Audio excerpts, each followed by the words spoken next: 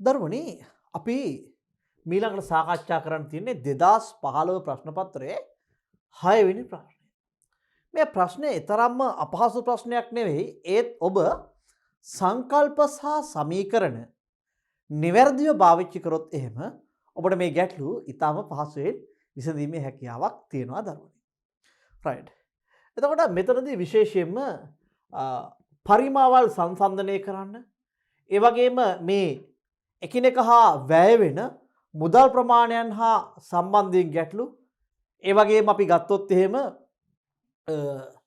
මේ වර්ගඵලයන් අපි ගත්තොත් වර්ගඵලයන් ඉවත් වීම හා සම්බන්ධයෙන් මෙන්න මේ ගැටලුව ගොඩනැගිලා තියෙනවා දරුවනි. අපි එහෙනම් මේකේ ගැටලුවට ගිහිල්ලා බලමු. රයිට්. අරය 3 මීටර වන සංවෘත ගෝලාකාර ටැංකියක සහ අරය 3 මීටරද උස 4 මීටරද වන සංවෘත ඍජු වෘත්තාකාර සිලින්ඩරාකාර ටැංකියක පරිමාවන් එකිනෙකට සමාන බව පෙන්වන්න. රයිට්. අරය 3 මීටර වන සංවෘත ගෝලාකාර ටැංකිය. හරි. අරය 3 මීටර වෙච්ච. එහෙමනම් මෙන්න මෙයාගේ අරය මෙන්න මේ අරය වෙනවා දරුවනේ. මෙන්න මේ අරය වෙනවා මීටර 3ක්. R සමානයි 3 මීටර. එතකොට මෙන්න මෙයාගේ පරිමාව වෙන්නේ මම ලිව්වොත් V ගෝලය කියලා මට එනවා 3න් 4යි 5R ගණය කියලා. ඒ වගේම තමයි ඊළඟට කියනවා අරය 3 මීටරද උස 4 මීටරද වන.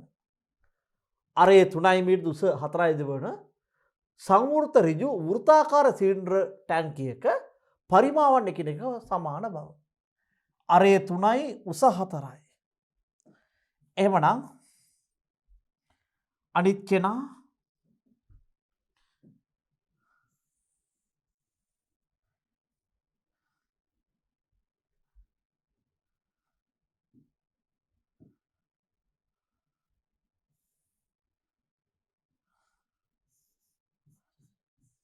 අරය 3 මීටර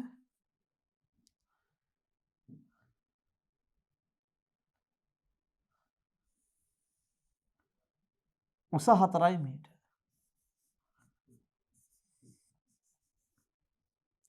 අරය 3 මීටර උස 4 මීටර වෙන මේ විදිහට සිලින්ඩරයක් තියෙනවා. අපි ගත්තොත් එහෙම මෙන්න මෙයාගේ පරිමාව V සිලින්ඩරය සමානයි. දැන් මේක පුතේ ඒකාකාර හරස්කඩ වර්ගඵලයක් තියෙන සිලින්ඩරයක්. එබනම් මෙයා ගත්තොත් එහෙම මෙන්න මේ කෑල්ල 5R වර්ග 5R වර්ග H නේද? රයිට්. අපි ගත්තොත් එහෙම මෙන්න මෙයාගේ පරිමාව වෙන්න ඕනේ 5R වර්ග H. එහෙමනම් අපි ගත්තොත් එහෙම මෙන්න මේ රූප දෙක සලකලා අපිට මෙන්න මෙයා මේ ගෝලය ගත්තොත් අපිට මෙන්න මේ ගෝලය ගත්තොත් අපි රයිට් මේකේ පරිමාව ගමු 3න් 4යි 5R ගණය.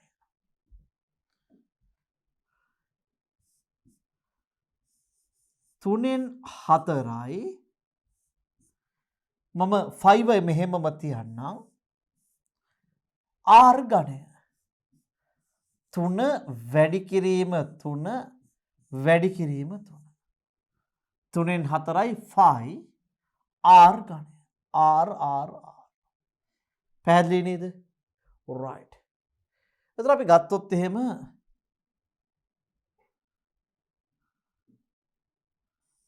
මෙන්න මේ 3ට 3 right. අපි ගත්තොත් 3 වරක් 4 12යි 12 වරක් 3 36යි 5 ඝන මීටර් තමයි මෙන්න මෙයාගේ පරිමාව වෙන්නේ. අපි අගේ ආදේශ කරන්න ෆයිට අගේ ආදේශ කරන්න ඉස්සෙල්ලා අපි එහා පැත්තත් හොයලා ඊට පස්සේ අපි ඕනනම් මේ දෙකටම ෆයි ආදේශ කරමු. පැහැදිලිනේ? right. එතන මම ගත්තොත් එහෙම මෙන්න මෙයාගේ පරිමාව ගත්තොත් ෆයි r වර්ග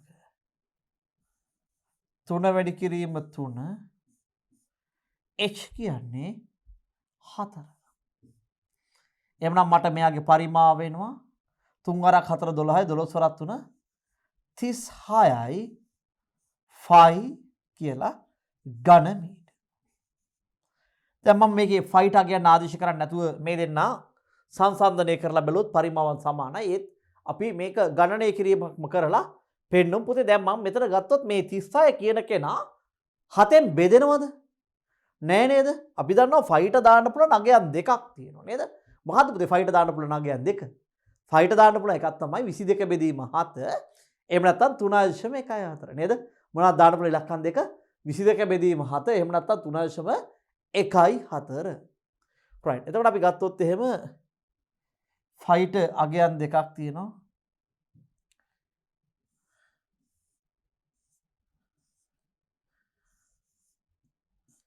එකයි 4 22 බෙදීම 7 නේද? එතකොට මට මෙතනදී මෙන්න මේ 36 7න් බෙදෙන්නේ නැහනේ. ඒක නිසා මට ෆයිට මෙන්න මේ 3.14 දාන එක වඩාත් යෝග්‍ය වෙනවා. එවන අපි ගත්තොත් එහෙම ෆයි ගියාගේ 36යි 3.14 ඒ වගේම මේක ගත්තොත් 36 වැඩි කිරීම 3.14. එවනම් බලමු මෙන්න මෙයාගේ පරිමාව 36 3.14ට දාන්න වැඩි කරන්න ඕනේ. 36 වැඩි කරනවා 3.14. 36 වැඩි කරනවා 3.14. මට එනවා 36 3.14 වැඩි කරාම 113.04ක්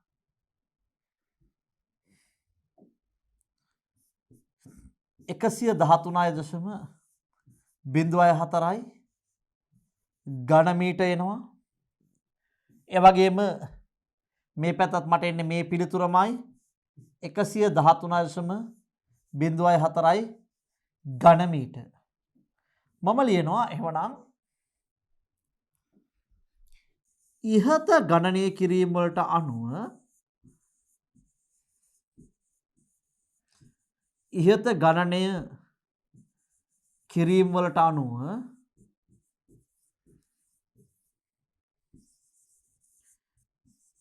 අනුව ගෝලයේ පරිමාව සමානයි. අපි ඉහත ගෝලය කියලා දාමුනේ. ඉහත ගෝලයේ පරිමාව සමානයි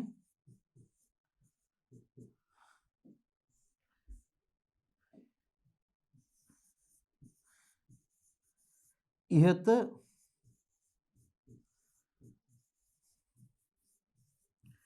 සිලින්ඩරයේ පරිමාව.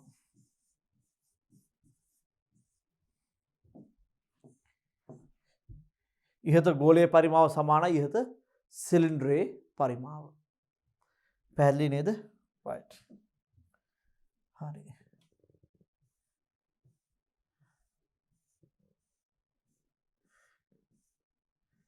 හරි.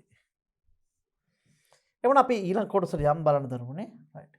ගෝලාකාර ටැංකියේ සහ ඍජු වෘත්තාකාර සිලින්ඩරාකාර ටැංකියේ අපේක්ෂිත නිෂ්පාදන වියදම වර්ග මීටරයක් සඳහා පිළිවෙලින් මෙන්න මෙච්චරක් සහ මේ මුදල වැය වෙනවා. එක් එක් ටැංකියේ නිෂ්පාදන වියදම ගණනය කර සිලින්ඩරාකාර ටැංකි තැනීම වඩාත් ලාභදායී බව පෙන්වන්න. right. අතන අපි ළඟ තියෙනවා මෙන්න මේ දත්ත දෙක දරුවනේ. මොනවද දත්ත දෙක තියෙන්නේ? ඔව්. මෙන්න මේ ගෝලයේ පරිමාව මෙන්න සිලින්ඩරයේ පරිමාව මෙන්න. හැබැයි මේ පරිමාවල් දෙකම සමානයි නේද? දැන් මෙන්න මේ ගෝලයේ පරිමාවයි සිලින්ඩරයේ පරිමාවයි ගත්තාම මෙන්න මේ පරිමාවල් දෙකම පුතේ එකිනෙක සමානයි. right. එතන අපි ගත්තොත් එහෙම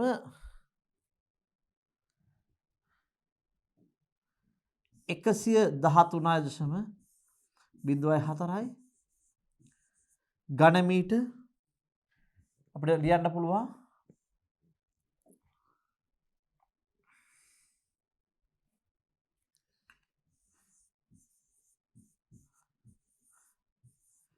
ගෝලයේ නිෂ්පාදන වියදම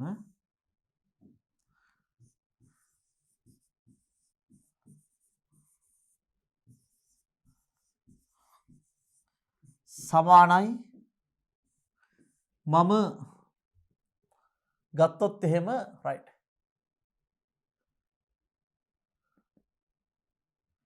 දැන් පුතේ මෙතන පොඩි කේස් එකක් තියෙනවා. හරි.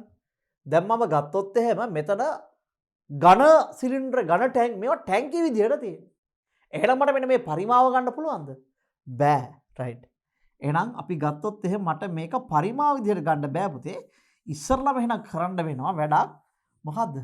මේ දෙන්න මේ වර්ග මීටරයක් සඳහා ඝන මීටරයක් නෙමෙයි. එහෙමනම් මට ඉස්සරලම හොයන්න වෙනවා මෙන්න මේ විදිහට ගෝලය තියෙනවා. මෙන්න මෙයාගේ වර්ගඵලය. අපි ගත්තොත් එහෙම අපිට හොයන්න පුළුවන් ඉස්සරලම මෙන්න මේ ගෝලය තියෙනවා. මෙන්න මේ ගෝලයේ වර්ගඵලය. මෙයාගේ අරය අපිට දීලා තිබ්බා. මෙයාගේ අරය අපිට දීලා තිබ්බ දරුවනේ කීයයි කියලාද? මීටර් 3යි කියලා. right. එහෙනම් අපි ගත්තොත් එහෙම මෙන්න මෙයාගේ අරය මීටර් 3යි r සමානයි 3යි මීටර්. එහෙනම් අපි ගත්තොත් එහෙම මෙන්න මෙයාගේ වර්ගඵලය සමානයි 4යි 5r වර්ග. වර්ගඵලය සමානයි 4යි 5r වර්ග. එහෙනම් අපි ගත්තොත් එහෙම 4යි 5 විදිහට මම ගන්න මේකට 3.14 හේතුව තමයි දැන් මේ අරය තියෙනවනේ. මේ අරය හෝ මෙන්න මේ 4 මේ කිසිම කෙනෙක් 7 ගුණාකාරයක් නෙමෙයි පුතේ. ඒ නිසා මට 22 බෙදීම 7 දැම්මොත් ඉර යටට එන 7 මේ කොහොටවත් කැපෙන්නේ නැහැ. ඒ නිසා එනම් මම දැම්මා 4යි 5 r වර්ග කියන්නේ 3 වැඩි කිරීම 3. right. එහෙනම් මෙයාගේ වර්ගඵලය අපිට එනවා බලන්න 4 වැඩි කිරීම 3.14 වැඩි කිරීම 3 වැඩි කිරීම 3. හරි. 113.04. 113.04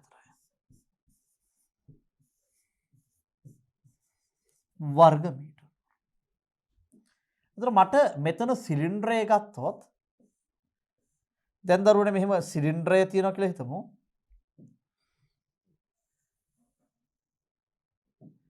මෙන්න මේ සිලින්ඩරේ මේක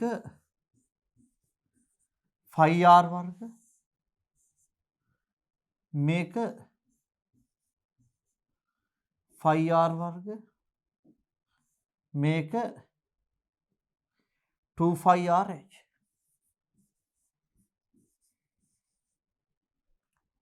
මේක 5r වර්ග මේක 5r වර්ග මේක 2πrh. එහෙමනම් මේ ටැංකියේ වර්ගඵලය වෙන්නේ මම ගත්තොත් 5 කියන්නේ මෙන්න මේ කොටස මම එක කොටස කියනවා. මේක මම දෙක කොටස කියනවා. මෙන්න මේ කොටස මම තුන කොටස කියනවා. 1 2 3. එතන මම එක කොටස ගත්තොත් එහෙම right මට මෙන්න මේ තුන් දෙනා මම එක දිගට ගත්තොත් එහෙම 5r වර්ගය ධන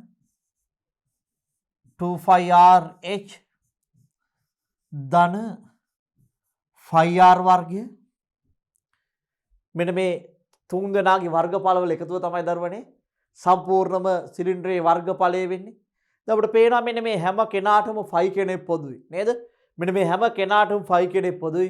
ඒ වගේම හැම කෙනාටම r කෙනෙක් පොදුයි. එහෙනම් මම මේ තුන් දෙනාගේ මෙලියට ගන්නවා 5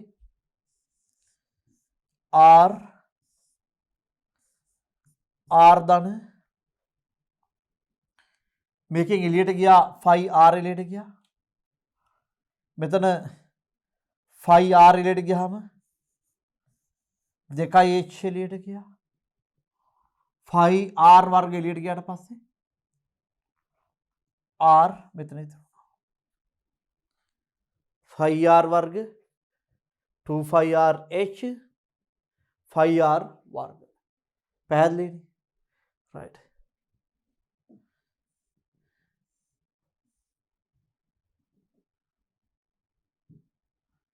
හරි. අපි ගත්තොත් එහෙම 0.14යි r අරය මෙයාගේ අරය 3යි මෙතන අරය 3 ධන 2 වතාවක් h කියන්නේ 4 ධන 3 right. එතන මට එනවා 3යි 3යි 6යි 4 රාත් 2 8යි 8යි 6යි 14යි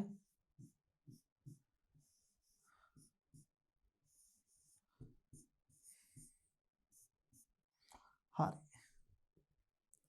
0.14 මේක 3යි right. දෙවරක් 4 8යි 8යි 6යි 14යි. එතන මට එනවා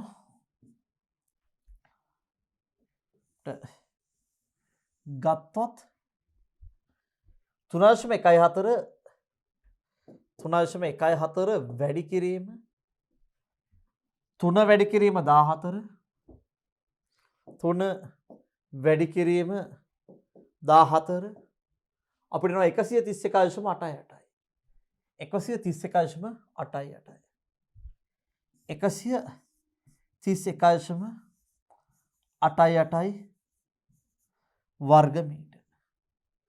right. දැන් බලමු අපි ගත්තොත් එහෙම 113.04යි.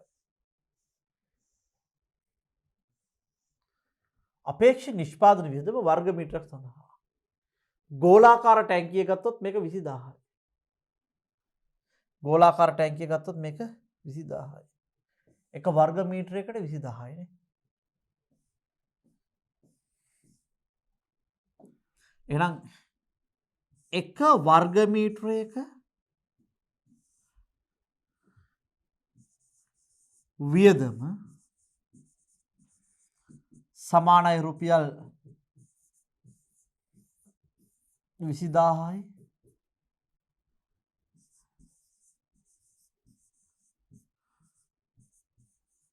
එම නිසා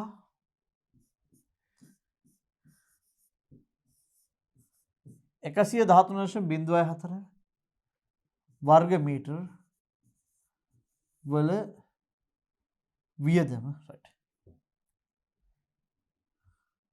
එම නිසා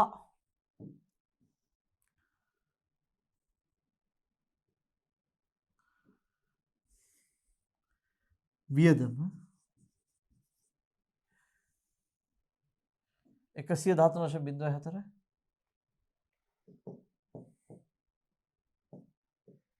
4 20000යි.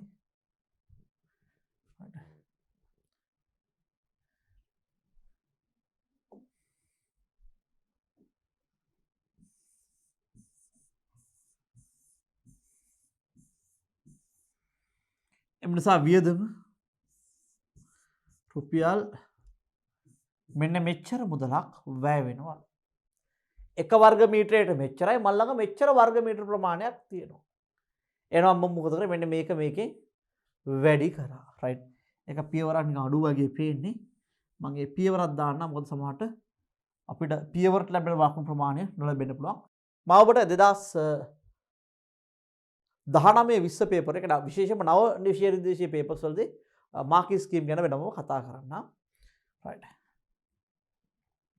මට එනවා 20000 වැඩි කිරීම 113.04යි. 20000 වැඩි කිරීම 113.04යි. right. මුළු වියදම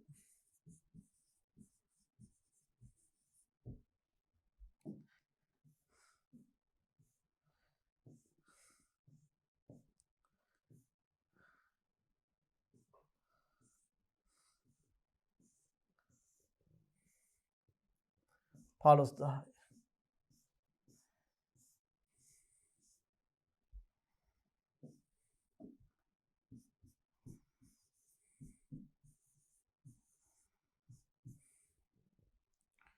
වැඩි කිරීම 15000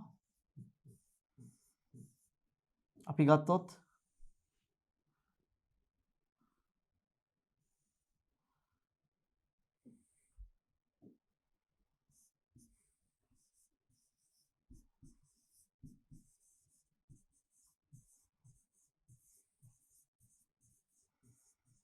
සිලින්ඩරයට වැය වෙන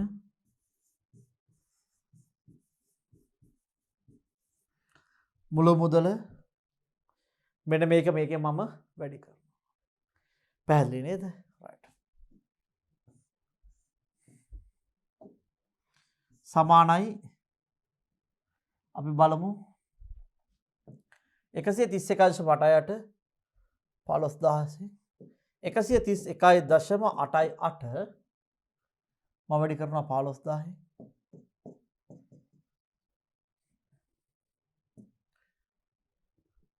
1,978,200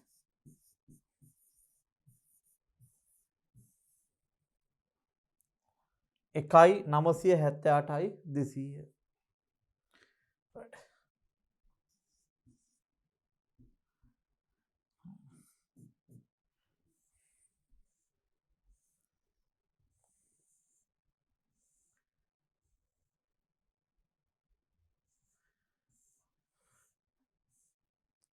හරි.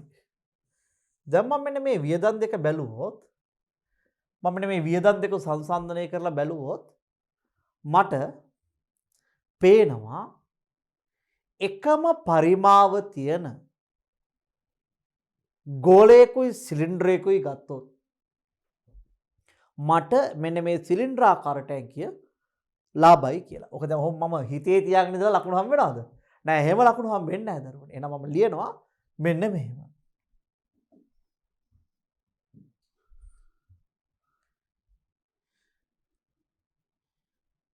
ඉහත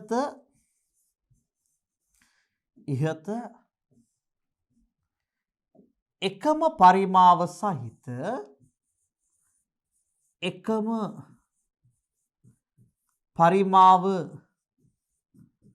සහිත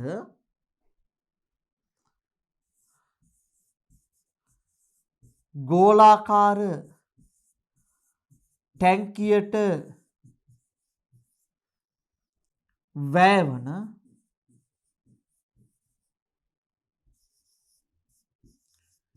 මුදල හා ඉහත එකම පරිමාව සහිත ගෝලාකාර ටැංකියට වැයවන මුදල හා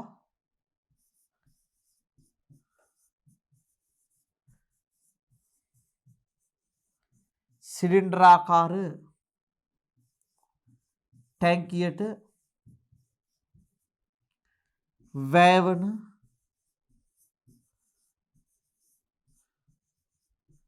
මුදල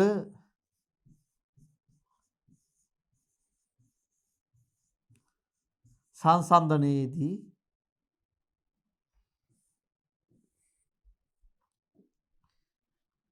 සිලින්ඩරාකාර ටැංකියට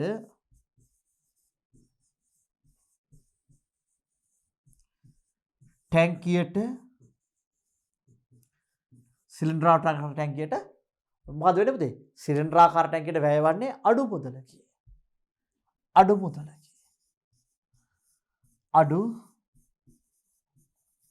මුදලකි.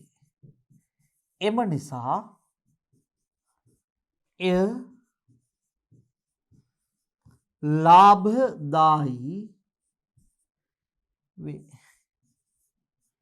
එම නිසාය ලාභදායි වේ. පැහැදිලි නේද? right. එතකොට ඊළඟ කොටසට යමු. රූපයේ දක්වා ඇති පරිදි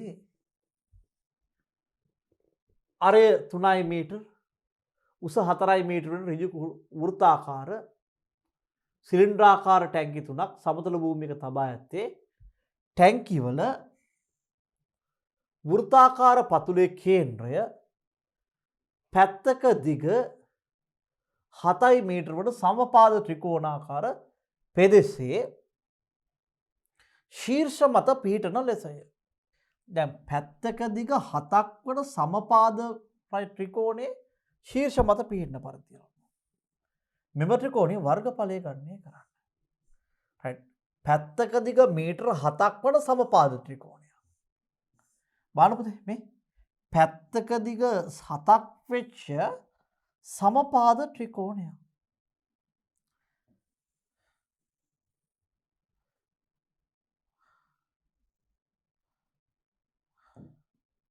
අපි ගත්තොත් එහෙම මෙන්න මේ පැත්තක 7 මීටර කියමු. මේ පැත්තත් 7 මීටර. right. දැන් මම මොකද කරන්නේ? මේකත් 7 මීටර. පුතේ සමපාද ත්‍රිකෝණයක වර්ගඵලය හොයන ක්‍රම දෙකක් තියෙනවා. දැන් මෙන්න මෙයාගේ පාද තුනම සමාන නම් මේකේ කෝණ තුන මොකද වෙන්න ඕනේ? සමාන වෙන්න ඕනේ. right. මම මෙන්න මෙහෙම ලියනවා. පළවෙනි ක්‍රමය ක්‍රම දෙකක් තියෙනවා. මෙහි පාද තුන සමාන නිසා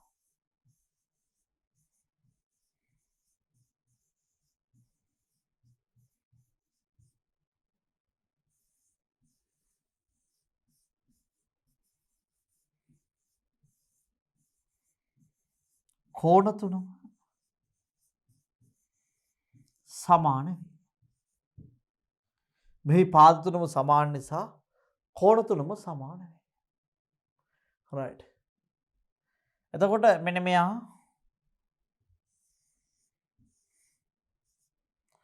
අංශක 60යි අංශක 60යි අංශක 60යි right. මේ විදිහට තියෙනවා. එතකොට මම ලියනවා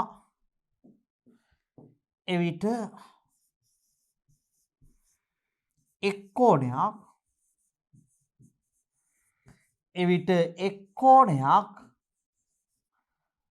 අංශක 60 බැගින් වේ.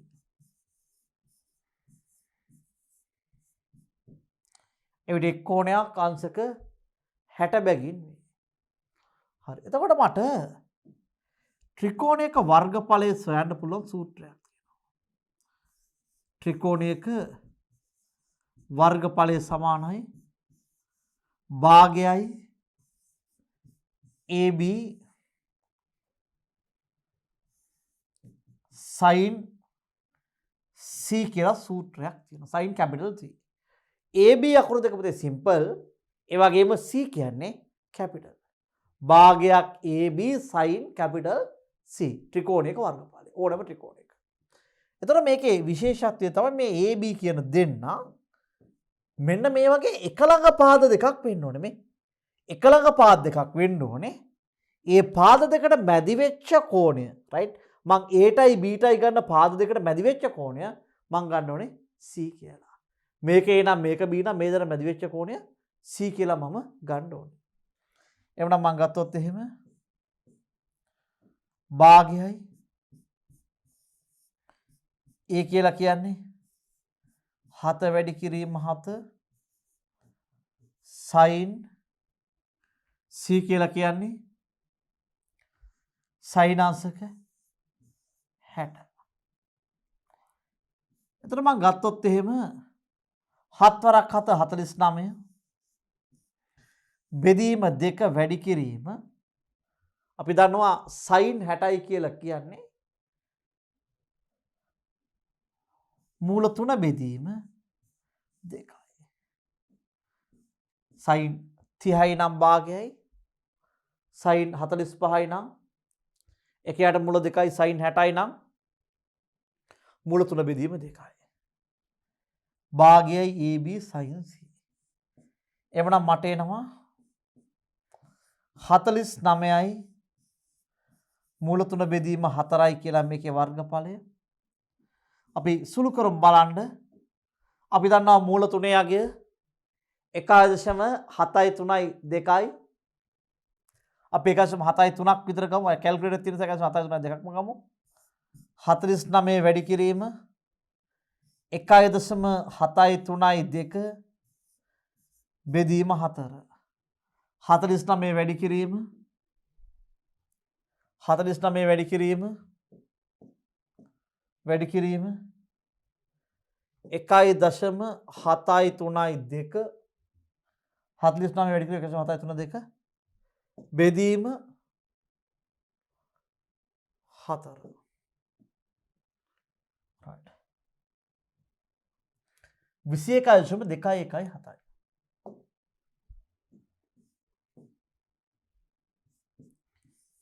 21.217යි වර්ග මීටර. right මේක එක ක්‍රමයක්. හරි. භාගය AB sin C සූත්‍රය පාවිච්චි කරනවා. දෙවෙනි එක තමයි අපිට මෙන්න මේ සමපාද ත්‍රිකෝණයක වර්ගඵලය පුතේ හොයන්න පුළුවන් පයිතගරස් පාවිච්චි කරලා. පැහැදිලිද? පයිතගරස් පාවිච්චි කරලා. මම මෙතන ඉඳලා මෙතනට ලම්බකයක් ඇඳලා මෙන්න මෙයාගේ මෙන්න මේ උස හොයාගත්තොත් මට හැකියාවක් තියෙනවා මෙයාට පයිතගරස් දාන්න. එතකොට මම මොකද කරන්නේ? ඔන්න මේ එක ක්‍රමයක් දෙවෙනි ක්‍රමයේදී මම ගන්නවා මේ විදිහට ත්‍රිකෝණයක්. එතන මේකේ පැත්තක දිග 7යි නම් දරුවනේ. මේක 7යි මීටර්.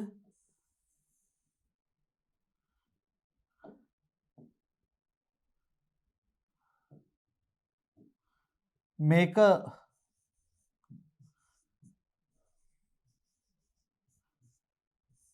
3.5යි මීටර්. මේක මීටර් 7යි මේක මීටර් 3.5යි. right මේක මං h කියලා ගත්තොත් මං h හොයාගත්තා නම් මෙන්න මේ මුළු දුර වෙනවා දරුවනේ 7ක්. භාගයයි ආධාරකයේ වැඩි කිරීම ලම්බ උස ගැනීමේ හැකියාව තියෙනවා. එතකොට මං ගත්තොත් එහෙම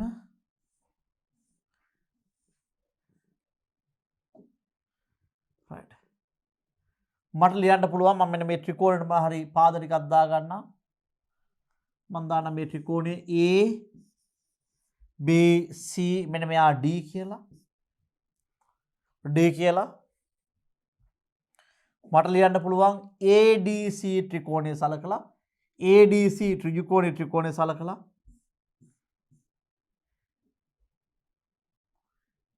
ADC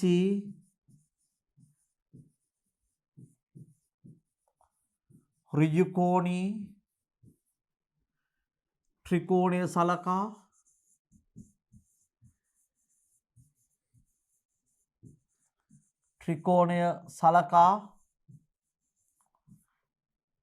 මට ලියන්න පුළුවන් 7 වර්ගය සමානයි 3.5 වර්ගය වෙන h වැඩි කිරීම වර්ගය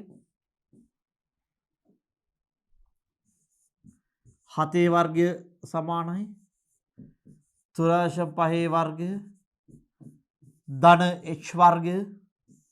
මම මෙන්න මෙයා මේ පැත්තට ගේනවා දරුවනේ. මෙන්න මේ 3.5 කියන කෙනා මෙන්න මේ පැත්තට ගේනවා. එතකොට මට ලියන්න පුළුවන් 7 වර්ගය 49යි 3.5 වර්ගය. මම කැල්කියුලේටරේ පාවිච්චි කරන මේ සඳහා 3.5 වර්ගය 12.25යි 12.25 සමානයි h වර්ගය මේ 49 12.25 h වර්ගය. එහෙනම් මම මේක අඩු කරලා මේ දෙපැත්තේම වර්ගමූලය ගන්න පුළුවන්. 49 ඍණ 49 ඍණ මෙතන 12.25යි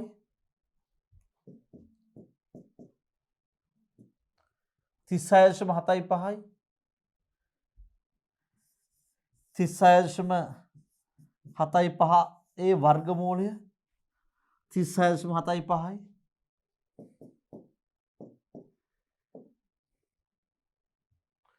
36.75 වර්ගමූලය අපිට එනවා 6.06 6.02 6.02 මීටර් සමානයි h. එතකොට මට මෙන්න මෙයාගේ h දන්නවා නම් ත්‍රිකෝණේ වර්ගඵලය සමානයි භාගයයි ආධාරකය මේ භාගයයි ආධාරකය වැඩි කිරීම ලම්බ උස ආධාරකය වැඩි කිරීම ලම්බ උස මේ භාගයයි ආධාරකය වැඩි කිරීම ලම්බ උස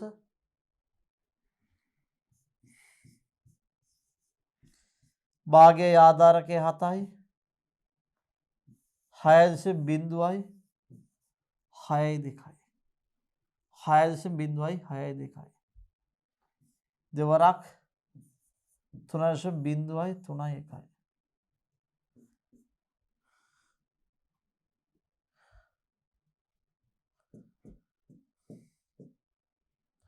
3.01 වැඩි කරනවා 7න් 21.21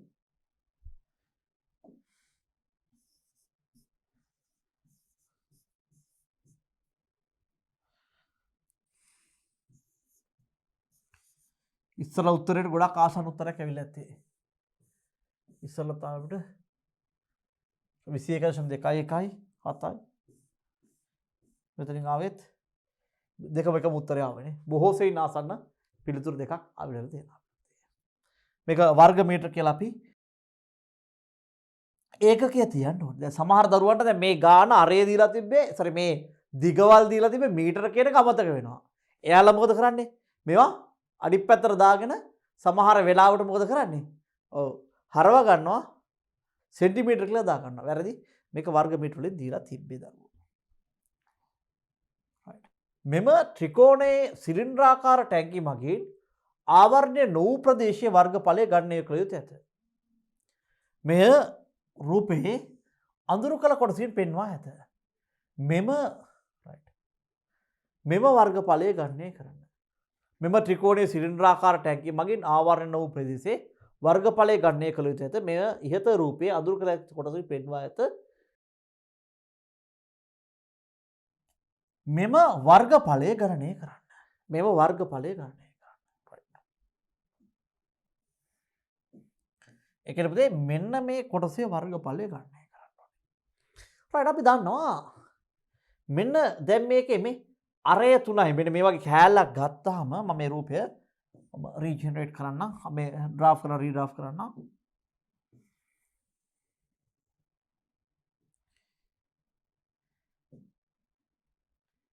රයිට්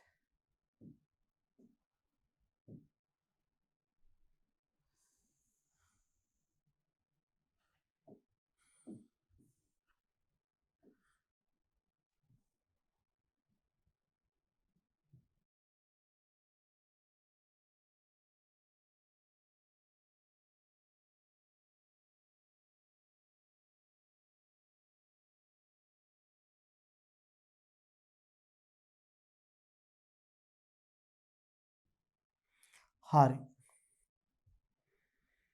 දැන් අපි ගත්තොත් එහෙම අපෙන් අහන්නේ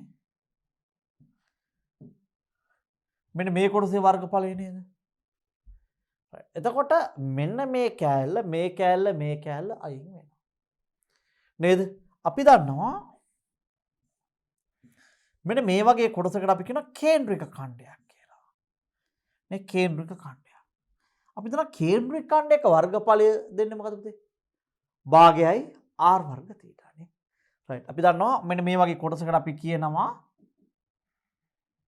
මේ වගේ අපි කොටසකට කියනවා කේන්ද්‍රික ඛණ්ඩ කියලා.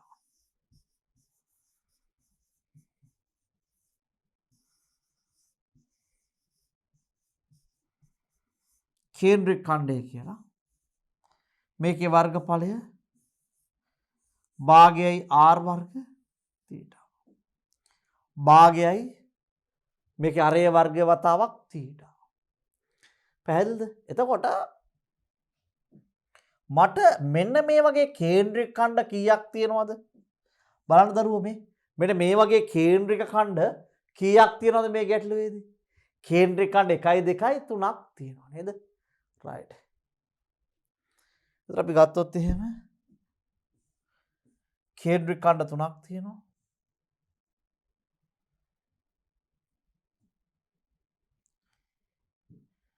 රයිට්. එහෙමනම් මම ලියනවා එක් කියලා ලියමු අපි එක කියනකට වැඩිය. එක්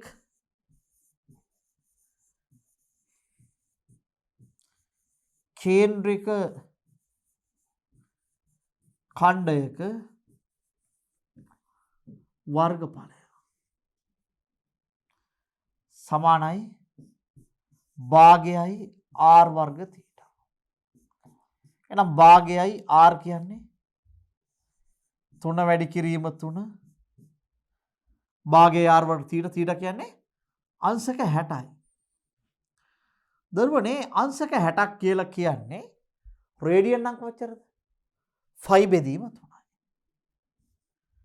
අංශක 60ක් කියන්නේ රේඩියන් අංක 5 බෙදීම 3යි. මෙතන අපි θ ආදේශ කරන්න ඕන අනිවාර්යයෙන්ම රේඩියන් වලින්.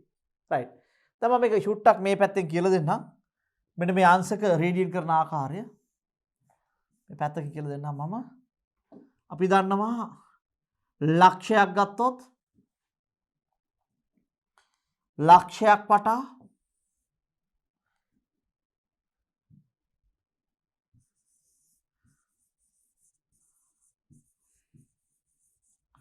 ලක්ෂයක් වටා අංශක 360යි. ලක්ෂයක් වටා රේඩියන් 2.5. එහෙනම් අංශක 360ක් කියන්නේ 2.5 රේඩියන්. මේ අංශක 360ක් කියලා කියන්නේ 2.5 රේඩියන්. එවනම් අපි ගත්තොත් එහෙම අංශක 180 සමානයි 5 රේඩියන් එක අංශකය සමානයි 5 බෙදීම 180යි රේඩියන් අංශක 60 සමානයි 5 බෙදීම 180 වැඩි කිරීම 60යි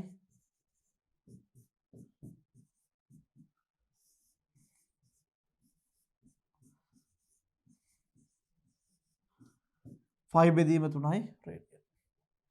අංශක 60 සමානයි 5 බෙදීම 3යි රේඩියන්. පැහැදිලිනේ? හරි. එහෙනම් මම මෙතනට ආදේශ කරපුතේ මේ අංශක ගන්න. හරි. එතකොට අපි ගත්තොත් මෙන්න මේ තුනට r වර්ග θ මේ තුනට මේ තුන කැපෙනවා. එහෙනම් මට එනවා 3 බෙදීම 2 වැඩි කිරීම 5 කියගේ පුතේ කීයද දාන්නේ? මේ පැත්ත පලාතක 7 ඉලක්කමක් නැහැ. නේද? එහෙනම් මම 5ට දාන්න කීයද? 5ට දාන්නේ 3.14. 5ට දාන පුතේ කීයක් කියලාද? 3.14යි කියලා. නේද? right. එතකොට මම මේක 5ට 3.14 කියලා දැම්මොත් අපි බලමු 3.14 3ෙන් වැඩි කරලා 3ෙන් 9.42 බෙදනවා 2 4.71 4.71 වර්ග මීටර. මේ තියෙන එක කේන්ද්‍රික ඛණ්ඩයක වර්ගඵලය. දැන් අපි දන්නවා කේන්ද්‍රික ඛණ්ඩ තියනවා කීයක්ද? මෙන්න මේ මුළු තුනේ දරුවෝ මෙන්න මේ මුළු තුනේ කේන්ද්‍රික ඛණ්ඩ තුනක් තියෙනවා. මෙතන බැලුවොත් එහෙම මෙන්න මේ තැන් තුනේ කේන්ද්‍රික ඛණ්ඩ කීයක් තියෙනවද? කේන්ද්‍රික ඛණ්ඩ තුනක් තියෙනවා. එතකොට අපි ගත්තොත් මෙන්න මෙයාගේ කේන්ද්‍රික ඛණ්ඩ තුන ගත්තොත් එහෙම එක කේන්ද්‍රික ඛණ්ඩයක වර්ගඵලය මම වැඩි කරනවා කියද? 3ෙන් වැඩි කරනවා. එතකොට මම ලියනවා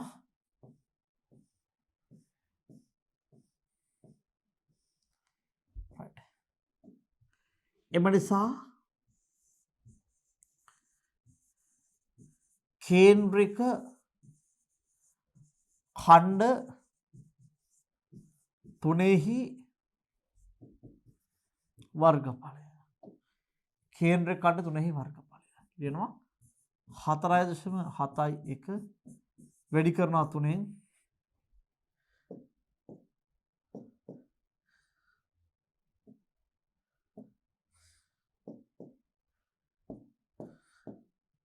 දාහතරශම එකයි තුන.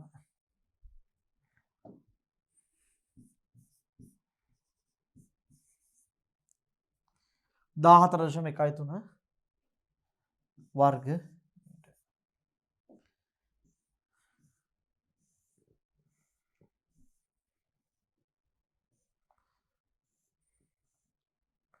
අපි දන්නවා මෙන්න මේ ත්‍රිකෝණයේ වර්ගඵලය අපි හෙව්වා නේද? මතකද? ඔව් බලමු. අපි ත්‍රිකෝණයේ වර්ගඵලය හෙව්වා අපිට ආවා 21.217. ක්‍රම දෙකකට අපි හෙව්වා නේද? රයිට්. එහෙනම් ත්‍රිකෝණයේ වර්ගඵලය මෙන්න මෙච්චර ප්‍රමාණය.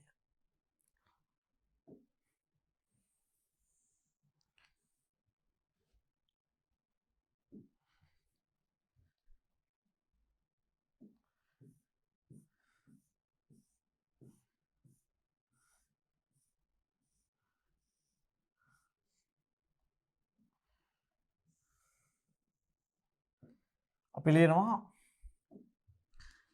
ත්‍රිකෝණයේ වර්ගඵලය. right මම ලියනවා එතකොට ත්‍රිකෝණයේ වර්ගඵලය මෙන්න මෙච්චරයි. ත්‍රිකෝණයේ වර්ගඵලයෙන්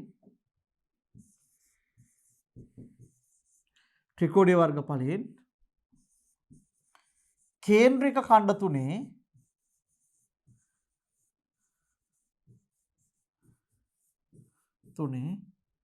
ත්‍රිකෝණයේ වර්ගඵලයෙන් කේන්ද්‍රික ඛණ්ඩ තුනේ වර්ගඵල ඉවත් වූ පසු ඉතිරි වර්ගඵලය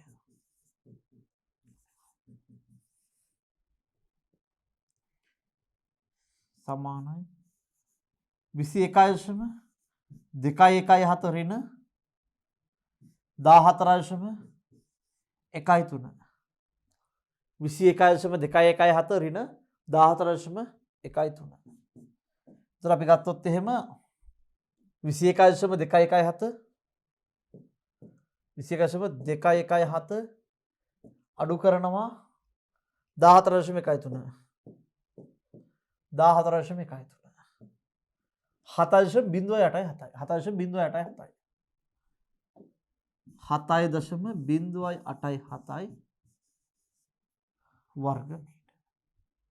රයිට්. තරුණේ අපි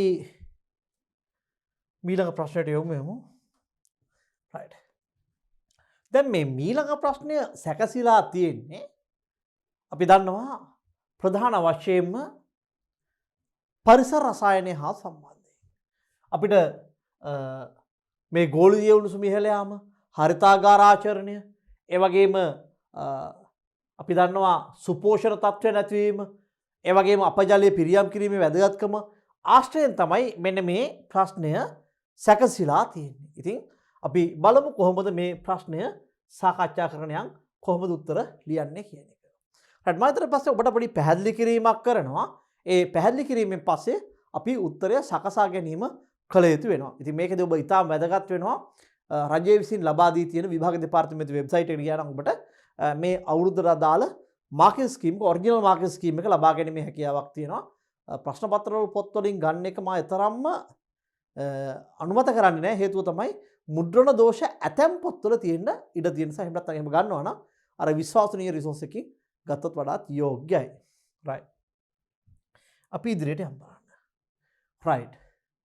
ගෝලීය උණුසුම ඉහළ යාම වර්තමානයේදී මුහුණ දෙන ප්‍රධාන පාරිසරික ගැටලුවකි. රයිට්. අපි දන්නවා ගෝලීය උණුසුම දිනෙන් දින ඉහළ යනවා. මේක නිසාම මේ ද්‍රවාශ්‍රිත තියෙන ග්ලැසියර් දිය වෙලා මුහුද ගොඩබිමට ඇවිල්ලා ඒ වගේම ඇතැම් ජීවීන් විනාශ වෙන තත්ත්වයක් බව අත් වෙලා තියෙනවා. ඉතින් එතකොට පුතේ හරිතාගාර ආචරණය කෙටියෙන් පැහැදිලි කරන්න. රයිට්. හරිතාගාර ආචරණය. අපි කියන මේ ග්‍රීන් හවුස් ඉෆෙක්ට් එක කියලා.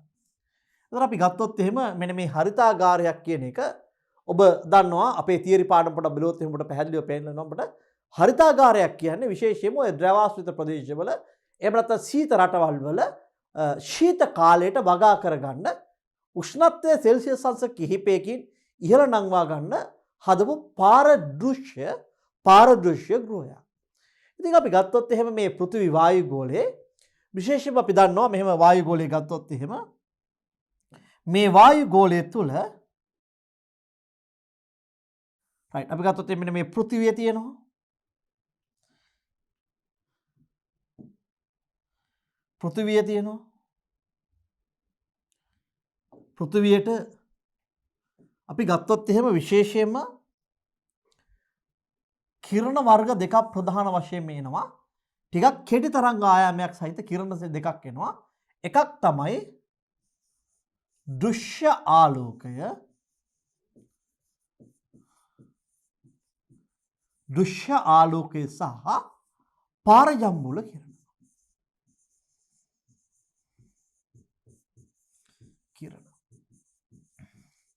එතකොට මේ දෘශ්‍යාලෝකයේ පාරජම්බුල කිරණයි ගත්තොත් එහෙම පුතාලා මේ දෙන්නගෙම සංඛ්‍යාතය වැඩි. හැබැයි තරංග ආයාමය අඩුයි. ඒක නිසා ශක්තිය වැඩි. ශක්තිය වැඩි. පැහැදිලිද? එතනින් පස්සේ මොකද වෙන්නේ? මේ එන කිරණවල තියෙන ශක්තිය පෘථිවිය විසින් උරා ගන්න ලබන කොටස. එතනින් පස්සේ මොකද වෙන්නේ?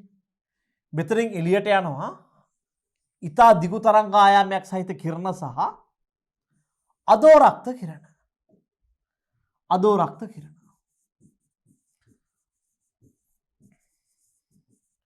මේ අදෝරක්ත කිරණ ගත්තොත් එහෙම පුතේ මෙයාගේ සංඛ්‍යාතය ඊටාම අඩුයි.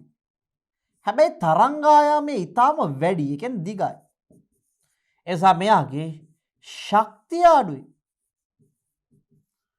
ශක්තිය අඩුයි. පැහැදිලිද? ශක්තිය අඩුයි. හරි. එතකොට මොකද වෙන්නේ? දැන් මෙන්න මේ අදෝරක්ත කිරණ තියෙනවනේ. මේ අදෝරක්ත කිරණ පිට කරන තාපය තියෙනවනේ. මේ අදෝරක්ත කිරණ පිට කරන තාපය මොකද වෙන්නේ? ඔව්. මේ අදෝරක්ත කිරණ පිට කරන තාපය කවුද උරාගන්නේ? පෘථිවි වායුගෝලයේ තියෙන හරිතාගාර වායුව. මොනවද අපි දන්න හරිතාගාර වායුව? විශේෂයෙන්ම අපි දන්නවා කාබන් ඩයොක්සයිඩ් නේ. ඒ වගේම CH4 මීතේන්. ඒ වගේම N2O නයිට්‍රස් ඔක්සයිඩ්. ඊට පස්සේ අපි දන්න ඔය හේලෝ කාබන් CFC, HCFC සහ HFC වගේ හරිතාගාර වායුන් මේ වායුන් විසින් මොකද කරන්නේ? මෙන්න මේ අදෝරක්ත කිරණ උරාගෙන අදෝරක්ත කිරණ වල තියෙන ශක්තිය උරාගෙන දවල් කාලයේ වගේම රාත්‍රී කාලය තුලත් මේ පෘථිවි වායු ගෝලය එක්තරා උණුසුම් මට්ටමක පවත්වා ගන්නවා. අතන මම හරිතාගාර ආචරණය කළොත් මේක තරම නරක දෙයක් නෙමෙයි. මේකේ නරක දෙයක් නෙමෙයි කියන හේතුව තමයි විශේෂයෙන්ම හරිතාගාර ආචරණ නැත්තම් විශේෂයෙන්ම සමහරක් ග්‍රහලෝකවල රැට අයිස් හැදෙනවා. ඉතින් මේ හරිතාගාර වායුන් තියෙන නිසා පෘථිවි වායු ගෝලේ මොකද වෙන්නේ? රාත්‍රී කාලයට දවල්ට සාපේක්ෂව චුට්ටක් උෂ්ණත්වය අඩු වුණාට අධික ලෙස උෂ්ණත්වය අඩු වීමට ඉඩක් ලැබෙන්නේ නැහැ. හරි. එතකොට අපි ගත්තොත් එහෙම මෙන්න මෙහෙම ලියන්න වෙනවා. රයිට්. ශක්තිය රයිට්. අපි කියනවා සූර්ය කිරණ පළවෙනි පොයින්ට් එක සූර්ය කිරණ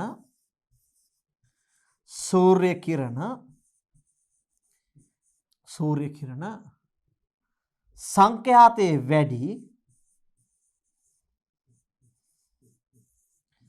සංඛ්‍යාතය වැඩි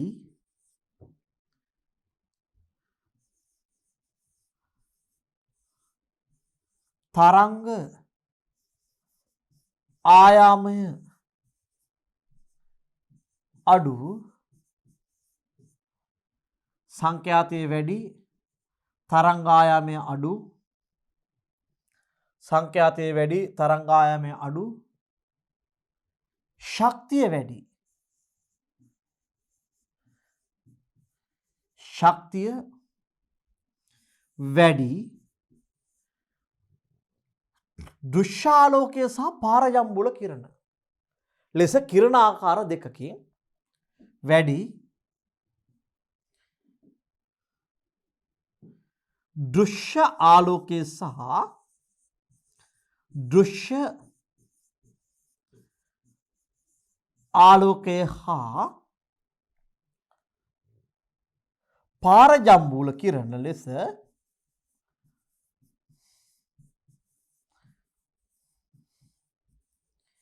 කිරණ ලෙස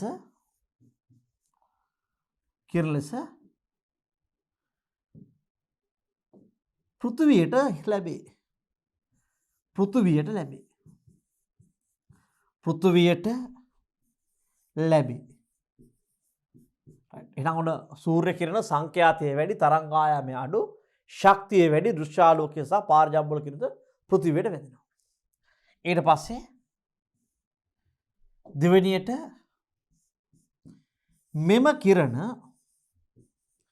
මෙම කිරණවල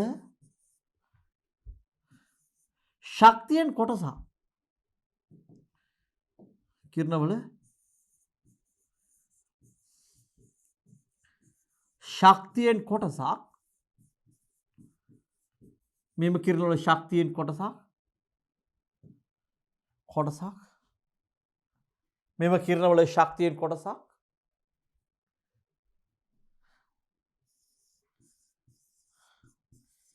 පෘථිවිය උරා ගනී. ඉන්පසු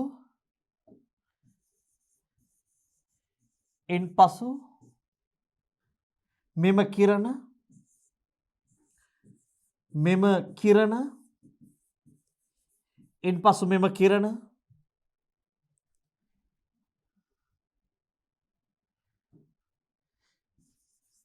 දිගු තරංග සහිත කිරණ හා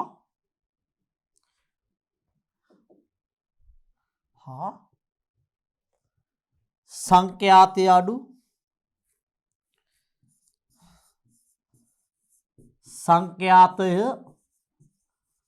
අඩු තරංග ආයාමය වැඩි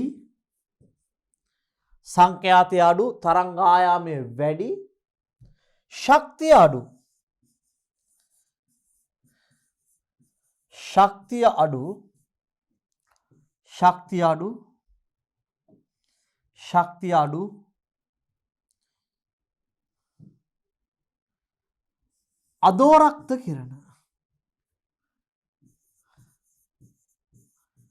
අදෝරක්ත කිරණ ලෙස පෘථිවියෙන් පිට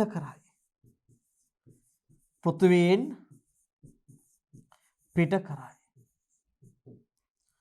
ඊට පස්සේ 3 right. මෙම අදෝරක්ත කිරණ වල ශක්තිය ප්‍රධාන වශයෙන්ම මෙන්න මෙම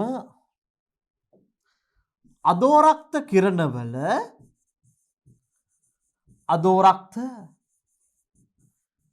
කිරණවල ශක්තිය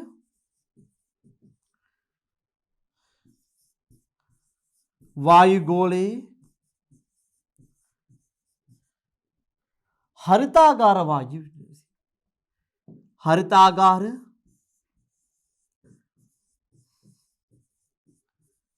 වායූන් විසින් උරාගනී. හරිතාගාර වායුන් විසින් උරාගනී.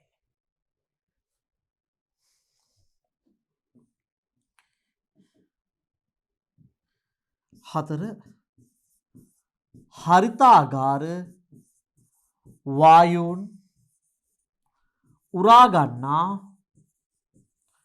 ශක්තිය නිසා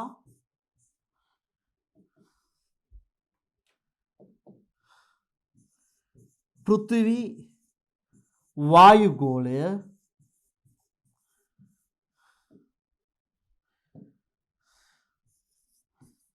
දවල් මෙන්ම රාත්‍රියේද උෂ්ණත්වය රඳ මෙන්න මේ වචනේ විශේෂ වචනයක්. දවල් මෙන් රාත්‍රියේද උෂ්ණත්වය රඳවා ගනී.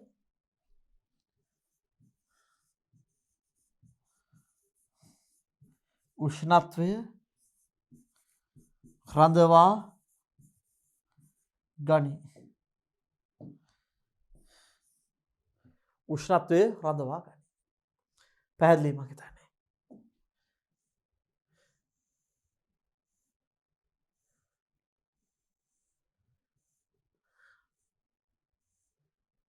right. සූර්ය කිරණ සංඛ්‍යාතයේ වැඩි තරංගායාමයේ අඩු ශක්තිය වැඩි දෘශ්‍ය ආලෝකය සහ පාරජම්බවල කිරණ ලෙස පෘථිවියට ලැබෙනවා. මේ කිරණ වල ශක්තියෙන් කොටසක් පෘථිවිය උරා ගන්නවා. ඊට පස්සේ මෙම කිරණ දිගු තරංගායාමයක් සහිත කිරණ සහ සංඛ්‍යාතය අඩු තරංගායාමයේ වැඩි ශක්තිය අඩු අදෝරක්ත කිරණ ලෙස පෘථිවියෙන් පිට කරනවා. එතකොට මෙම අදෝරක්ත කිරණ වල තියෙන ශක්තිය වායුගෝලයේ හරිතාගාර වායුන් විසින් උරා ගන්නවා. හරිතාගාර වායුන් මේ උරා ගන්න ශක්තිය නිසා පෘථිවි වායුගෝලය දවල් වගේම රාත්‍රිය තුලත් උෂ්ණත්වය පවත්වා ගැනීම සිද්ධ කරනවා. මේක තමයි හරිතාගාර ආචරණය. හැබැයි මතක තියාගන්න පුතේ හරිතාගාර ගෘහයක ක්‍රියාව මීට සමානයි. මීට බොහෝ සෙයින්ම සමානයි කියන්නේ. right. right. පෘථිවි වායුගෝලයේ ජල වාෂ්ප වලට අමතරව පවතින ප්‍රධාන හරිතාගාර වායුන් 4ක් නම් කරන්න. පුතේ අපි ගත්තොත් එහෙනම් ප්‍රධාන හරිතාගාර වායුන් එක්කෙනෙක් කාබන් ඩයොක්සයිඩ්. අනිත් කෙනා තමයි මෙන්න මේ මීතේන් කියන කෙනා. Carbon dioxide methane. ඒ වගේම තමයි මේ නයිට්‍රස් ඔක්සයිඩ් N2O. තව කෙනෙක් තමයි ඉන්නවා අනිත් කට්ටිය මේ CFC HCFC HFC වැනි හේලෝ කාබන්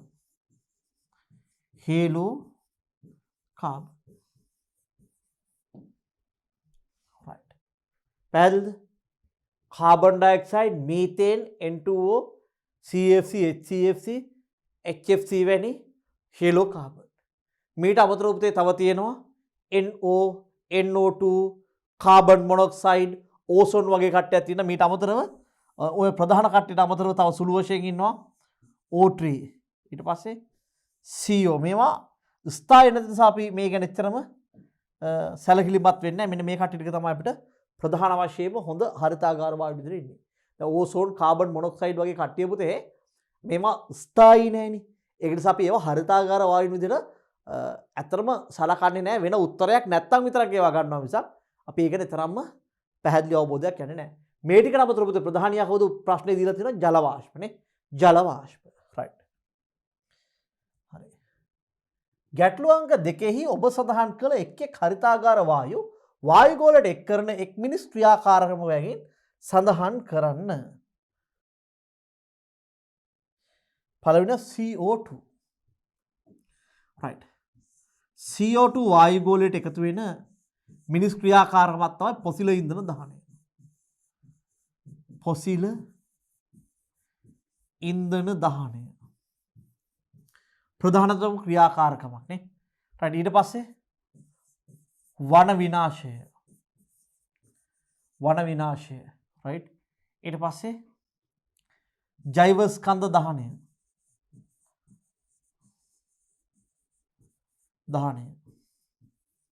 පොසිල් ඉන්ධන දහනය තමයි ප්‍රධාන වශයෙන්ම තියෙන්නේ. රයිට්. ඊට පස්සේ දෙවෙනි තමයි CH4. CH4 ප්‍රධාන වශයෙන් එකතු වෙනවා අපි දන්නවා සත්ව පාලනය. සත්ව පාලනය වමාරා කන සතුන්ගෙන් ඔය ජීවවායු ටැංකි වලින් ටැංකි දැන් මේව පොඩ්ඩක් විවරණය කරන්න ඔබ විසින්. ඊට පස්සේ තියෙනවා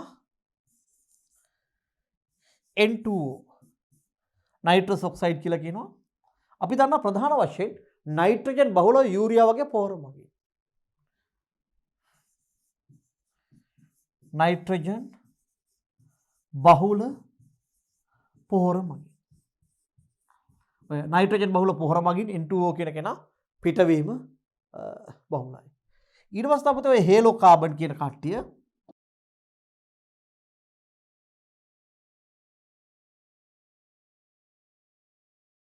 වැනි හේලෝ කාබන්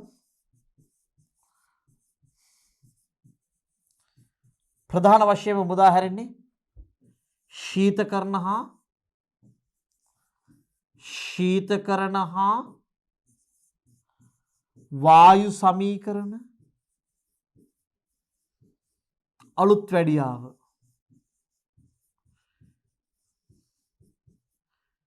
හරි. ඊට පස්සේ ඔය ගිනි නිවන ද්‍රව්‍ය වලින් තව ධූමීකරණය මේ වගේ දේවල් වලින් CFC HCFC HCFC වගේ වායුගෝලයට මුදා හැරීම සිද්ධ වෙනවා. අපිට තව මතක වෙච්ච ඒවා තියෙනවා නම් ඔය CH4 කියන එක අපිට තව වෙන්න පුළුවන් දෙයක් තමයි වගුරු බිම්. වගුරු බිම් වල කෘෂිකර්මය කරද්දී මේ CH4 එන්න පුළුවන්. වගුරු බිම් වල කෘෂිකර්මය.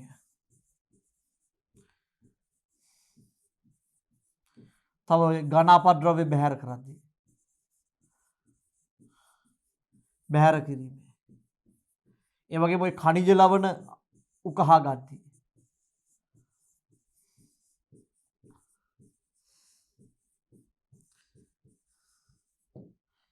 එතකොට අය ජෛව ස්කන්ධ දහනය ජෛව ස්කන්ධ 6 දෙකම ගන්න පුළුවන් ඈ 6 එකෙන් දෙකම ගන්න පුළුවන්.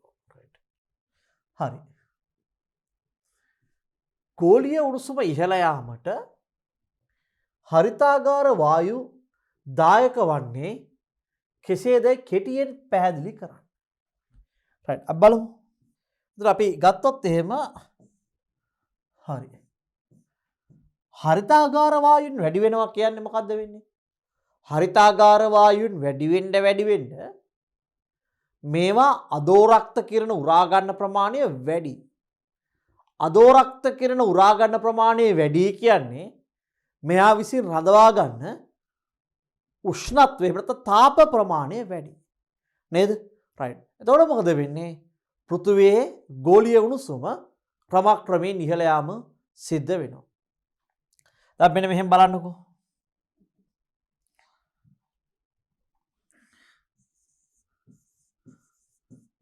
හරිතාගාර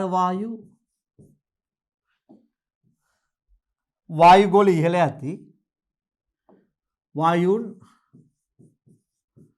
වායුගෝලය ඉහළ යන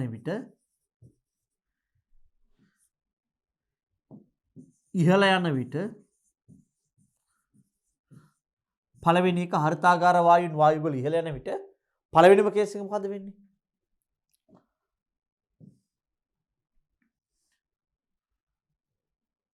උරා ගන්නා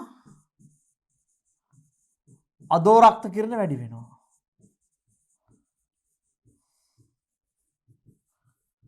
වැඩි වේ. එවිට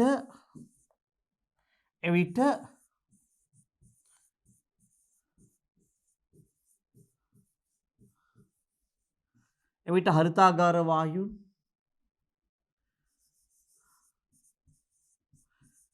විසින් උරා ගන්නා එවිට හරිතාගාර වායුන් විසින් උරා ගන්නා එවිට තාප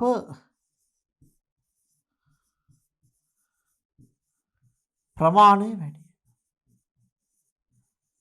තාප ප්‍රමාණය වැඩි. එවිට හරිතාගාර වායුන් විසින් උරා ගන්නා තාප ප්‍රමාණය වැඩි. right. එතකොට මොකද වෙන්නේ? එවිට වායුගෝලයේ උණුසුම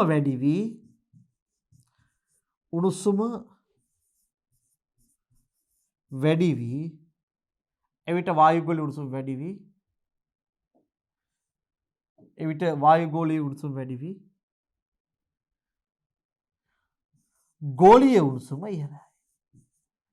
ගෝලීය උණුසුම ඉහළයි.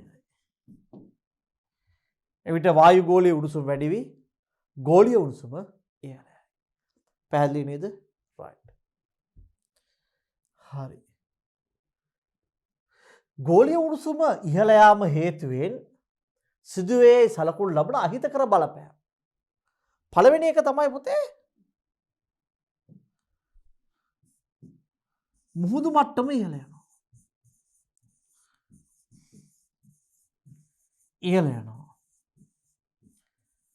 දෙවෙනි එක තමයි අපිට උෂ්ණ වායු ධාරා වැඩි වීම. උෂ්ණ වායු ධාරා වැඩි වීම. තුන්වෙනි එක මොකද වෙන්නේ? ද්‍රවාශ්‍රිත අපි දන්නවා මේ ද්‍රවාශ්‍රිත තියෙන අයිස් මොකද වෙන්නේ? ද්‍රවාශ්‍රිත අයිස් දියවීම. දැන් උෂ්ණත්වය වැඩි වෙනත් එක්ක පුතේ ඇතැම් ජීවීන් වඳ වෙනවා. ඇතැම් ජීවීන් වඳ වීම. ඒ වගේම හානිකර සුද්‍රජීවී වේගයෙන් වර්ධනය වීම. වේගයෙන් වර්ධනය වීම. එතකොට බලමු තව ප්‍රධාන වශයෙන්ම මුහුදු මට්ටම ඉහළ යනවා, උෂ්ණ වායු ධාරාව වැඩි වෙනවා, ද්‍රවාශ්‍රිත අයිස් දිය වෙනවා, ඇතැම් ජීවීන් වඳ වෙලා යන්න පුළුවන්, හානිකර සුද්‍රජීවීන් වේගයෙන් වර්ධනය වීම නිසා අපේ ජීවීන්ට විවිධ බලපෑම් එන්න පුළුවන්. ඊට අමතරව දැන් අපි දන්නා උෂ්ණත්වය වැඩි වුණාට පස්සේ කාල ගුණයට මොකද වෙලා තියෙන්නේ? කාල ගුණයක වෙනස් වීම ඇති වෙලා තියෙනවානේ.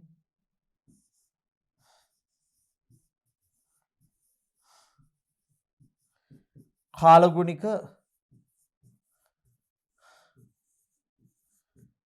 වෙනස් වීම ඇති වෙලා තියෙනවා. right. එතකොට අපිට තව ගන්න පුළුවන්. right. මේක තමයි අපිට ප්‍රධාන වශයෙන්ම ගන්න තියෙන්නේ.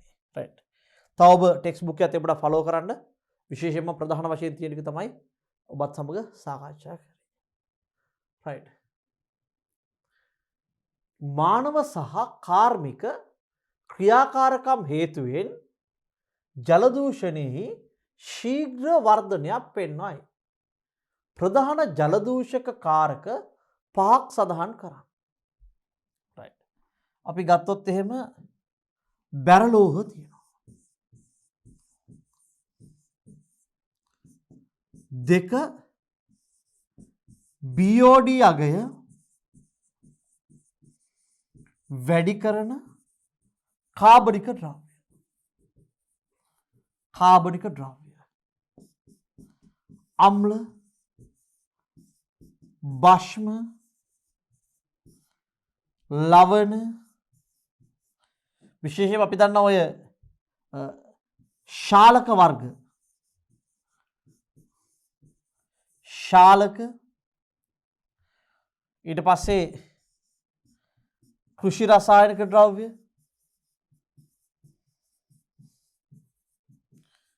කෘෂි රසායනික ද්‍රව්‍ය ඒ වගේම ජලය ප්‍රධාන වශයෙන් අපවිත්‍ර කරන එකක් තමයි ජල පිරිපහදුවෙන් ඉතිරි වන කොටස්. මේවා නිසි පරිදි අපි බැහැර කිරීම අවශ්‍ය වෙනවා. විශේෂයෙන්ම ජල පිරිපහදුවෙන් ඉවත් කරන කොටස් අපි ඉවත් කිරීම කරන්න අවශ්‍ය වෙනවා. ඒතර අපි ගත්තොත් එහෙම බැරලෝහ BOD වගේ වැඩි කරන ද්‍රව්‍ය අම්ල භස්ම ලවණ ශාලක කෘෂි රසායනික ද්‍රව්‍ය ජල පිරිපහදුවෙන් ඉවත් කරන ද්‍රව්‍ය තව අපිට ඕන තියෙනවා ඔය වෛද්‍ය රසායනික ද්‍රව්‍ය ඒ කියන්නේ අපි දන්නවා බෙහෙත් ද්‍රව්‍ය තියෙන්නේ ඖෂධ වගේ ඒවා ඒ වගේම ඉලෙක්ට්‍රොනික කොටස් ජලයට දිය වෙලා ගියොත් එහෙම ඒත් මේ දේවල්ම වෙන්න පුළුවන් වෙනවා රයිට් ඔබට මේක නම් හිතලා ලියන්නත් හැකියාව තියෙනවා BOD අකය අපි දන්නවා මේ අපජලය ගත්තොත් අපජලය මේ අපජලයේ දිය වෙලා තියෙන කාබනික ද්‍රව්‍ය. මේ කාබනික ද්‍රව්‍ය මොකද කරන්නේ? බැක්ටීරියා ප්‍රමුඛ සුද්ධජීවීන් මගින්. මේ කාබනික ද්‍රව්‍ය බැක්ටීරියා ප්‍රමුඛ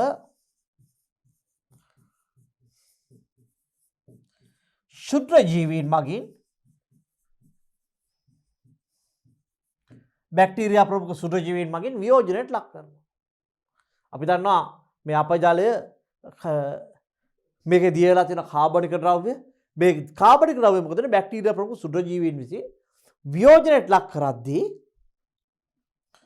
ඔක්සිජන් සඳහා ඇතිවන ඉල්ලුම අපි කියනවා මේ ජෛව රසායනික ඔක්සිජන් ඉල්ලුම කියලා. රයිට්. අපි ගත්තොත් එහෙම අපජලයේ දිය වෙලා තියෙන කාබනික ද්‍රව්‍ය බැක්ටීරියා ප්‍රමුඛ සුද්ධජීවීන් මගින් වියෝජනය කිරීමේදී ජලයේ ඇති ජීවීන් සඳහා තිබෙන ඔක්සිජන් ඉල්ලුම අපිට කියන්න පුළුවන් ජෛව රසායනික ඔක්සිජන් ඉල්ලුම කියලා. රයිට්. අපි ලියමු චුට්ටක්.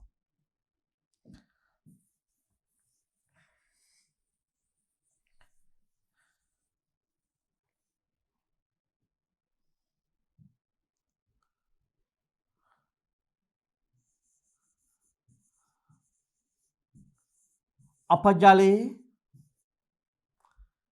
ඇති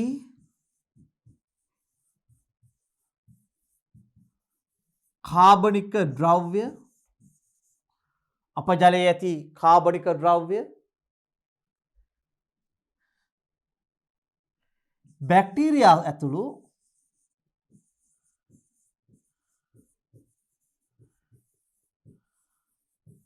බැක්ටීරියා ඇතුළු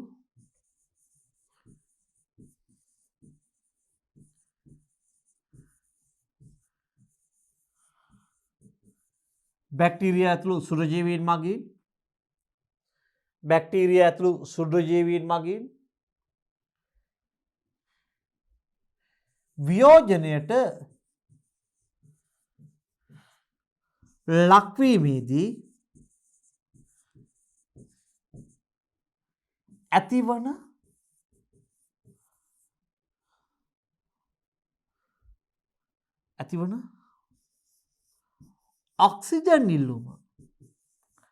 ඔක්සිජන් ඉල්ලුම අපි බයොලොජිකල් ඔක්සිජන් ඩිමාන්ඩ් එක කියලා හඳුන්වනු ලබනවා. බයොලොජිකල් ඔක්සිජන් ඩිමාන්ඩ් එක කියලා හඳුන්වනු ලබනවා. දැන් ඔයාලා මේ BOD යගේ වගේම COD යගේ කෙමිකල් ඔක්සිජන් ඩිමාන්ඩ් කියන එකත් මෙහෙමම අර්ථ දැක්වීමක් ලියාගත්තොත් වඩාත් යෝග්‍යයි. BOD යගේත් එක්ක මෙතන COD යගේ රයිට්. අපි දන්නවා chemical oxygen demand. Chemical oxygen demand කියන එකත් ඔබ ලියලා තියාගත්තොත් වඩාත් යෝග්‍ය වෙනවා. රයිට්. ද්විතීක ජලය පිරියම් කිරීම මගින් BOD අගය අඩු කරන්නේ කෙසේදයි සැකවින් විස්තර කරන්න. රයිට් අපි ද්විතීක පිරියම් කිරීමේදී අපි මොකද කරන්න පුතේ? අපජලය ක්‍රම කිහිපයක් ඔස්සේ වාතනය කරනවා. කොටින්ම කිව්වොත් අපි මෙයාට අවශ්‍ය වාතය ලබා දීම සිද්ධ කරනවා. අපි මේක මොකද කරන්නේ? මෙයාට අවශ්‍ය වාතය ලබා දීම. මේක වාතනය කරනවා. මෙයා වාතනය කරනවා. මෙයා වාතනය කරද්දී මොකද වෙන්නේ? මේකේ ස්වායු සුද්‍රජීවීන් ගහණය වැඩි වෙලා වාතනය කරද්දී අපජලයේ ඉන්න ස්වායු සුද්‍රජීවීන් ප්‍රමාණය වැඩි වෙලා මේ ස්වායු සුද්‍රජීවීන් විසින් අපජලයේ දිය වෙලා තියෙන කාබනික ද්‍රව්‍ය කාබන්, හයිඩ්‍රජන් සහ ඔක්සිජන් ප්‍රධාන වශයෙන්ම කාබන් ඩයොක්සයිඩ් වායුව විදිහටත් ජලය විදිහටත් සුද්‍රජීවීන්ගේ සෛලීය ද්‍රව්‍ය විදිහටත්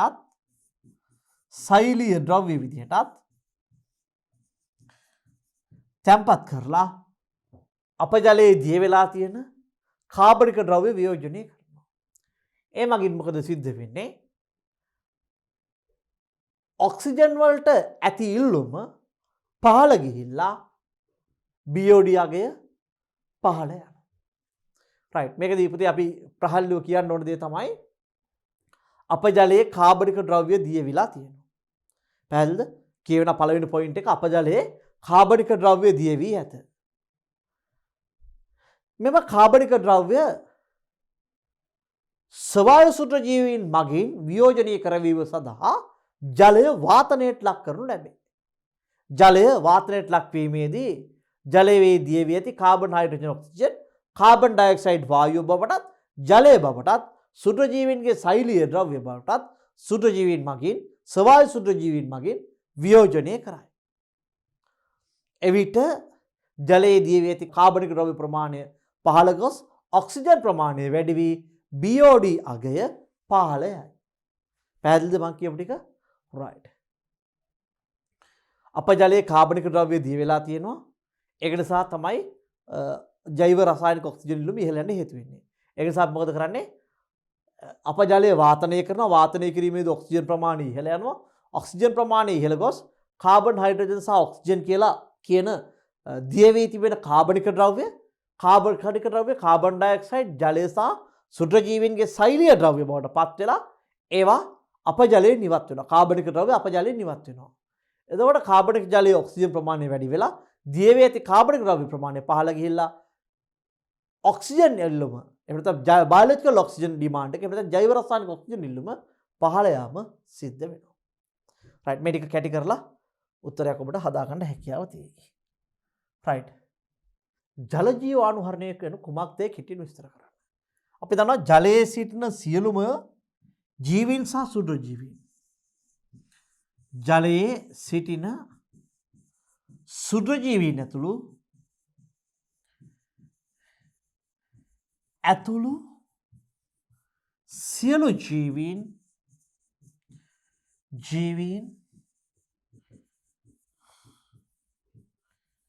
විනාශය කිරීම. අපිට ජල ජීවාණුහරණය කියන්න පුළුවන්. එතකොට අපි ජල ජීවාණුහරණය කරන්න පුළුවන් ක්‍රම තමයි ක්ලෝරීනීකරණය.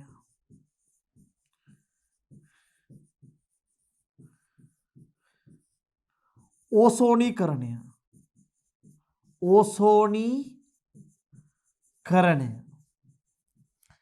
පාරජම්බූල කිරණ වලට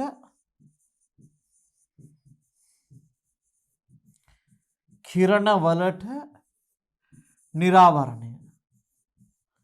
ඔය ක්‍රම තුනම හරිම තුන බැරි වුණොත් ජලයේ නැටවීම කියලා ලියලා දාන්න. බැරි වුණොත් නැටවීම. මේ තුන තමයි හොඳ. ක්ලෝරිනීකරණය, ඕසෝනීකරණය, පාරජම්බූල කිරණ වලට නිරාවරණය. බැරි වුණොත් ජලය නැටවීම කියන එක ලියලා දාන්න. දරුවනේ එහෙමනම් අපි තවදුරටත් ඉදිරි ප්‍රශ්න හා සාකච්ඡා කිරීම සඳහා මීළඟ වීඩියෝ වෙත යොමු වෙමු.